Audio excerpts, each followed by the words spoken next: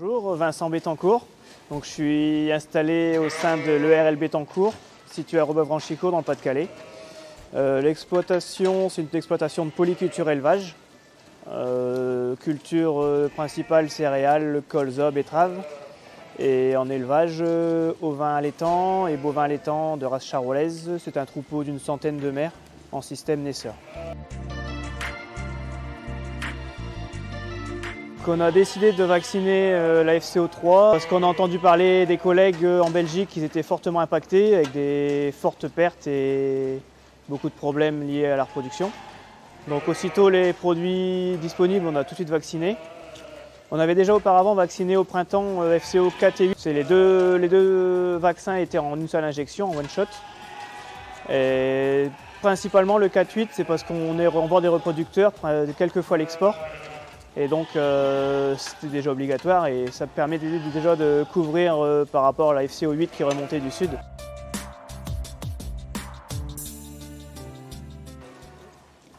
On avait une crainte par rapport au vaccin parce que les brebis étaient en pleine période de lutte. On venait de les mettre au bélier juste un mois avant, donc la période la moins optimale pour vacciner. Malgré tout, on a quand même choisi de vacciner pour les protéger. Il vaut mieux avoir une bête vide qu'une bête morte. Et on n'a pas vu aucun signe d'avortement ou que ça a coulé, quoi. Les résultats sont bons dans la moyenne comme d'habitude. Un petit peu en dessous, mais est-ce que c'est dû à l'année, est-ce que c'est dû à la FCO, on ne sait pas trop. Oui, c'est un acte qui prend du temps de vacciner ces bêtes, mais bon, c'est un investissement sur le long terme pour la santé du troupeau.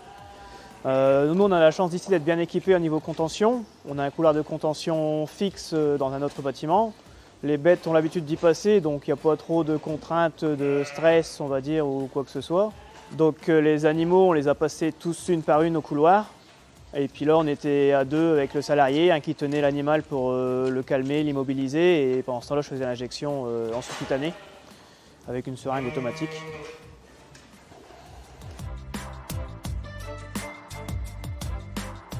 Oui, l'année prochaine, le vaccin, on va y repasser parce que, au final, les bêtes n'ont eu aucune séquelle. On a beaucoup à y gagner de vacciner. Pour la petite histoire, le seul bélier du troupeau que j'ai pas voulu vacciner parce qu'il était encore en repasse à ce moment-là, il est sorti positif au mois de septembre, donc on voit bien l'effet du vaccin. Et le conseil pour les autres éleveurs, pas hésiter à se rapprocher du veto, du GDS pour vraiment aborder l'approche vaccinale parce que je pense que c'est la meilleure solution à cette maladie qui est la FCO. Bonjour à tous, donc Vincent Fournier, directeur du GDS du Pas-de-Calais depuis 2005. Donc GDS du Pas-de-Calais, grosso modo 330 000 bovins, 25 000 ovins et 5 000 caprins, avec une équipe composée de 10 personnes. À partir de fin juillet, donc dès l'apparition du premier foyer de FCO3 donc à la frontière belge, systématiquement on a renforcé donc la communication préventive auprès des éleveurs par des lettres sanitaires qui étaient envoyées chaque semaine, par des SMS, des réunions d'information, des rencontres avec l'ensemble des partenaires. Objectif, passer un message rapide sur la prévention, la désinsectisation systématique des animaux et dans la mesure du possible le fait de rentrer les animaux la nuit pour éviter les piqûres par les culicoïdes, donc les insectes piqueurs. Mi-août, dès la mise à disposition du vaccin donc pour la FCO3, en ruminant, que ce soit en ovin comme en bovin, bien évidemment on a martelé le fait d'essayer de vacciner avant l'arrivée du virus sur les élevages. Vaccination qui s'est fait d'un commun accord entre l'éleveur et son vétérinaire. Message fortement relayé également par l'ensemble des organisations d'élevage du département. Et on s'appuyait bien évidemment sur les informations pour dire un petit peu rassurer les éleveurs, donc les notes d'information éditées par GDS France et le SNGTV en la matière. Donc bien évidemment, comme l'ensemble des GDS du réseau, on participe activement au renseignement de l'enquête sur l'impact clinique de la FCO3 dans les élevages.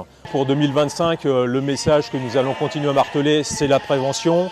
On a quand même la chance d'avoir maintenant des vaccins de disponibles.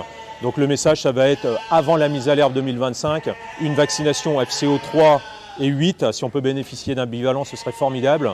Et surtout, bien évidemment, chez nous, vaccination contre la MHE pour éviter un impact et un cocktail détonnant sur l'année 2025.